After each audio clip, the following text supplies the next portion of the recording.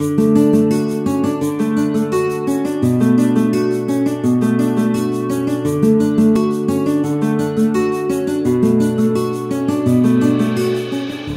second electronic device used in cardiology I would like to talk about now is called as an implantable defibrillator.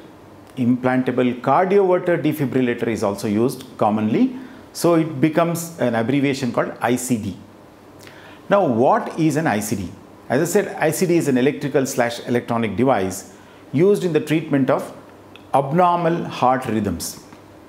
We spoke about pacemakers where the pulse becomes very slow, the pacemaker will provide the impulse. Those are called as bradyarrhythmias or slow heart rates. There is another kind of rhythm problem of the heart, electrical problem of the heart, which we call as tachyarrhythmias, where the pulse rate goes very high. There are some kinds of tachycardias or tachyarrhythmias called as ventricular tachycardia or ventricular fibrillation, which can be very dangerous. In fact, ventricular tachycardia or ventricular fibrillation will be the commonest cause where a patient collapses and loses life. It's the commonest cause of sudden cardiac death. Now, what happens when a ventricular tachycardia occurs is the heart beats so fast that there is no effective pumping of blood from the heart. So no blood goes to the organs of the body, especially the brain. Therefore, the patient faints. If that particular fast heartbeat goes for a sufficiently long time, there is a risk to patient's life. How is a ventricular tachycardia treated? If the patient is, let us say, in an ICU and the heartbeat is monitored by a monitor, when we notice this fast heartbeat, what we do is there is a defibrillator where we put the paddles on the chest of the patient and electrical current is delivered to the chest and the heart rhythm is reset, and this defibrillator is used to save lives in a hospital setting.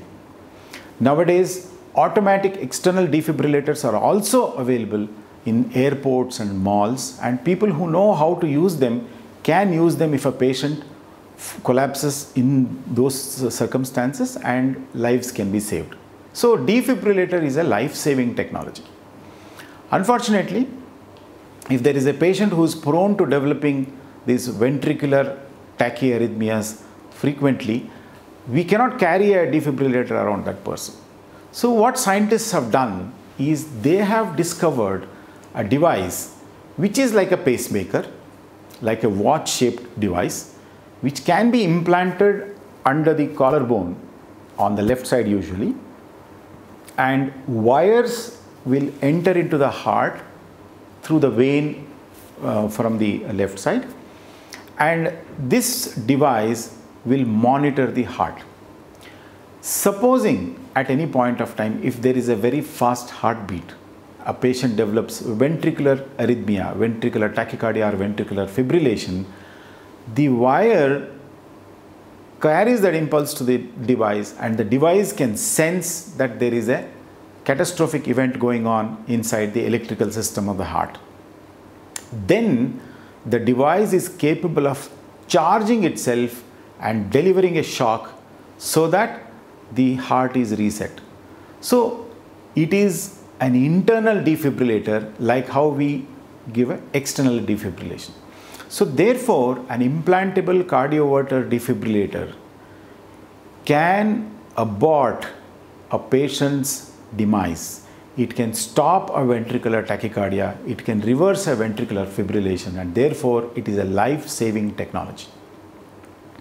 There are patients with very weak hearts, or there are patients with very irregular hearts who can develop this ventricular tachycardia and ventricular fibrillation. In these situations, we advise patients to undergo ICD implantation, and it's a simple operation. An ICD is a device which is about 1.5 to 2 inches in diameter and about thickness of about maybe 1 centimeter or slightly less than that. So this device can be inserted under the collarbone with a small 2-inch incision, and that's all the surgery which is required, and it can be stitched up. It is not heart surgery, it is done on the chest but under the collarbone. The procedure lasts about 1 to 1.5 hours, and once all the parameters of device fixation are tested, the patient is shifted out of the OT or the cath lab, and then the patient recovers in the hospital for a day or two, and after that the patient can go home. Now once the patient has a functioning ICD, we can assume that in case there is an event of a ventricular tachycardia or a ventricular fibrillation, the device will activate itself and can save lives. There are two circumstances under which implantable cardioverter defibrillators are used. The first one is if there is a patient who experienced already a ventricular arrhythmia, had a collapse, what is called as a cardiac arrest, and has revived himself or herself, or if somebody has revived that patient, this patient who already had an event is at risk of developing recurrent events. Another time the ventricular tachycardia can come back. Another time the ventricular fibrillation can come back. So in such patients who have already had a documented ventricular arrhythmia event, an ICD is implanted, and this is called as secondary prophylaxis. So the secondary prophylaxis or secondary prevention is used for implanting ICDs in a patient who already had a ventricular arrhythmia in the past. Then there are some patients, when we see them, maybe they have had a heart attack before, maybe they have a weak heart or some other abnormality of the heart, where we suspect that such a person may develop a ventricular arrhythmia later. So in such a patient who has never had an earlier event, we do implant ICDs where we feel that there is a high risk. For example, if there is a patient of what is called as hypertrophic cardiomyopathy, and if there is a family history of sudden collapse amongst his relatives, in blood relatives, so then we know that such a patient is at risk for developing a ventricular arrhythmia. Therefore, we implant ICD even before that person has had a single episode of ventricular arrhythmia. So this is called as primary prophylaxis. So both for primary prevention, that is to prevent the very first episode of cardiac arrest, or in patients who already had a cardiac arrest, what is called as secondary prophylaxis or secondary prevention, ICDs can be used.